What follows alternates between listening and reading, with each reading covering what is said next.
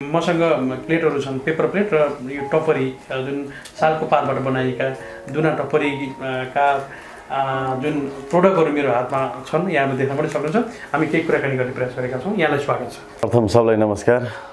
म सिकेन्द्र कुमार महतो, हिमाल पहाड ट्रेडर्स प्रणालीका सञ्चालक। मैले योभन्दा लगभग 2075 तिर मार्केटमा घुम्दाखेरि लगभग यो पेपर प्लेट या चाउमिनहरू, पानीपुरीहरू, यो सबै खासमा साबुन पनि सरफ पनि सब थोक इन्डियाबाट आइरहेछ। इन्डियाको व्यापार गरेर यहाँ नेपालमा सप्लाई गरिरहेछ। त्यो भएर मैले सोचेको कि यो सामान आफ्नै नेपालमा उत्पादन भयो, आफ्नै नेपालीलाई अलिकति रोजगार भेट्यो, त्यो राम्रो। त्यो भएर मैले यहाँ मेसिनको कारोबार सुरु गरेको। त्यसपछि मैले मेटेरियलको लागि पनि सहज बनाएको हो। मेटेरियल पनि आफैले आफ्नै कारखाना हालेर यो मेटेरियल पनि मैले अहिले तयार गरिरहेको छु। मेरो आफ्नो कारखाना यसको पनि छ। अनि त्यसपछि मेसिनको पनि मेरो कारखाना आफ्नै हो। मैले सकेसम्म इन्डियाबाट कम प्राइसमा यहाँ तयारी होस् त्यो अनुसारले मैले अहिले मसिन तयारी गराइरहेको छु र मेटेरियल पनि त्यही अनुसारले म तयारी गराइरहेको छु। जस्तो अहिले मेसिनको हामी कुराकानी गऱ्यौँ, मेसिन उद्योग भन्ने बित्तिकै अलिकति नेपालीहरूमा चाहिँ अलिकति कम देखिन्छ कि अलिकति ठुलो लगानी गर्नु पर्ला, धेरै ठुलो लगानी गर्नु पर्ला, अथवा टेक्निकल रूपमा चाहिँ नलेज भएन भने त्यसबाट झनै प्रतिफल भन्दा पनि झन् घाटा हुन्छ भनेर पनि धेरै त्रसित भइरहेको अवस्था पनि छ। यो समयमा चाहिँ ठिक्कको मेसिन, ठिक्कको लगानीमा चाहिँ प्राविधिक सहयोगसहित सपोर्ट गरेका छौँ भनेर यहाँले अगाडि पनि मलाई भन्नुभएको थियो। अलिकति यो विषयमा पनि जानकारी दिनुहोस् न। यसमा खासमा मैले इन्डियाबाट सस्तोमा मसिन तयारी गराउने या गरि पनि रहेको छु।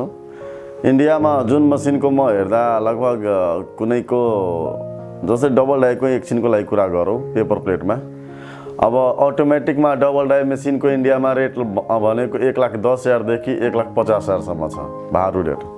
अब त्यसलाई नेपालीमा कन्भर्ट गर्दाखेरि लगभग त्यसको 2 लाख केही प्लस नै आइरहेछ या 1,90 पनि आइरहेछ। अब 1,90 वाला खासै राम्रो त हुँदैन, तर 2 लाख भन्दा प्लस नै आइरहेछ। मैले पनि सुरुमा उत्पादन त मैले आफ्नै मसिनको राखेको थिएन। मैले पनि इन्डियाबाट किन्ने र नेपालमा बेच्दाखेरि मैले 3 लाख, 2,80,000, 2,70,000मा यो गरी 10,000, 15,000 या 20,000 जति मुनाफा होस् मलाई पनि बचोस् र कस्टमरले पनि बचोस् त्यो अनुसारले बेच्दै थियो। त्यति बेला हामीलाई धेरै यस्तो कम्प्लेन आयो कि तपाईँले त इन्डियाबाट धेरै महँगो मलाई दिइरहनु भएको छ, इन्डियामा यतिकै रेट हो, इन्डियाबाट म आफैले ल्याउँदाखेरि 2 लाख, 2,10,000, 2,20,000 पर्ने गइरहेछ, तर तपाईँले बेच्दा अलिकति महँगो भयो। त्यसपछि मैले सोचेको कि बरु यसलाई सहज बनाउने अनुसारले म आफैले म्यानुफ्याक्चर, लगभग मेरो म्यानुफ्याक्चर 3 वर्षदेखि हो। 3 वर्षदेखि मैले आफै उत्पादन गर्दाखेरि ठ्याक्कै अहिले 30% मैले सुरुवातमा पनि राखेको थियो यसको डिस्काउन्ट कि 30% डिस्काउन्ट हाल्यो भने लगभग 2,10,000 जति पर्न जान्छ। त अब इन्डियाको रेटको दाममा लगभग यहाँ आयो। बाँकी कुरा अब जस्तै प्राविधिकको कुरा गर्दाखेरि त्यसमा पनि केही समस्या छैन। हामीले समय समयमा टेक्निसियन पठाइरहेको हुन्छौँ।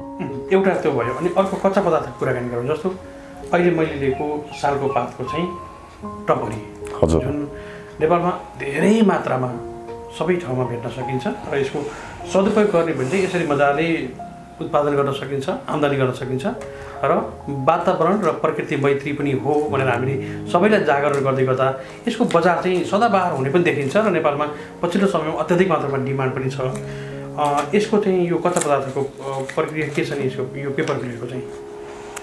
यो पेपर प्लेटको कच्चा पदार्थको लागि खासमा अब नबुझेकोलाई अलि त गाह्रो त हुन्छ, तर बुझिसकेपछि त्यस्तो केही गाह्रो छैन। यसमा आउने भनेको एउटा क्राफ्ट पेपर हो, जुन पछाडिको भागको हुन्छ यो क्राफ्ट पेपर, अनि अगाडिको हुन्छ सिल्भर त्यो फिल्म्स हुन्छ।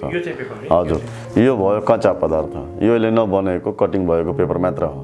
अब यो लेमिनेसन गरेर यसलाई टाँसेको हुन्छ गम लगाएर, अनि त्यसपछि यसलाई अब कटिङ गरेर जस्तो साइजमा निकाल्नु पर्ने हुन्छ। कुनैलाई रोलमा निकाल्नु पर्ने हुन्छ, कुनैलाई अरू मोडल जस्तै रिङ्कल मोडलमा निकाल्नु पर्ने हुन्छ। त्यो अनुसारले यसलाई कटिङ पेपरलाई गर्छ। अब मार्केटको अनुसारले मैले इन्डिया भन्दा पनि यसले कम यसलाई उत्पादन त्यो गराइरहेको छु सस्तोमा गराइरहेको छु इन्डियाभन्दा पनि सस्तोमा इन्डियामा अहिले मेटेरियलको कुरा गर्दा लगभग 55 रुपियाँ 56 रुपियाँ आइसी हो दिल्लीको रेट तर यहाँ मैले लगभग 82 देखि 88 सम्मको रेटमा म अहिले तयारी गराइरहेको छु त्यो जिएसएममा फरक पर्छ यसको जुन मोटाइ हुन्छ त्यसमा फरक पर्छ 82 देखि 88 सम्म मैले यसलाई तयार गराइरहेको छु कति पर्थ्यो हुन्छ त्यसमा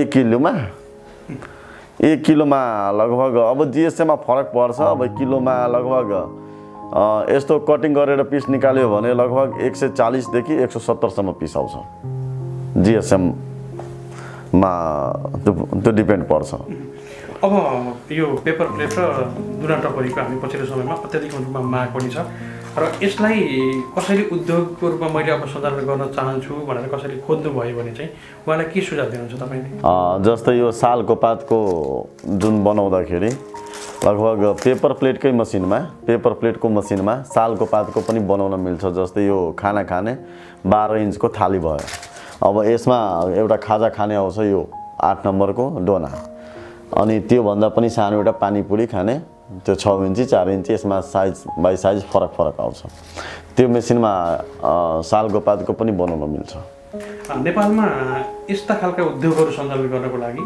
नयाँ युवाहरू जागरण ल्याउनको लागि यो उद्योग पनि एउटा सपोर्टमा उठाउन सक्छ जुन ट्रेडर्सले चाहिँ यहाँलाई उद्योगी बनाउने अथवा चाहिँ उद्यमी बनाउने प्रयासमा तल्लीन भएर लागि नै राखेको छ भन्ने जानकारी पनि हामीले यति बेला दिन चाहन्छौँ र नेपालमा खेर जान लागेका अथवा गइरहेका चिजहरू अथवा उद्यमशीलताको एउटा क्षेत्रमा लम्कन चाहनेको लागि एउटा बाटो पहिल्यै राख्नु भएको छैन भने अथवा चाहिँ अन्य नै छ भने यहाँहरूले यस्ता खालका उद्योगहरूमा सम्पर्क गर्न सक्नुहुन्छ जसको लागि हिमाल पहाड तराई ट्रेडर्स पनि एउटा सही विकल्प हुन सक्छ भन्ने जानकारी चाहिँ मैले यति बेला यही उद्योगमै बसेर पनि यहाँलाई जानकारी गराउन चाहन्छु भन्दै यति बेला भने असीम सापकोटे यहाँको माझबाट बिदा हुने अनुमति माग्छु नमस्कार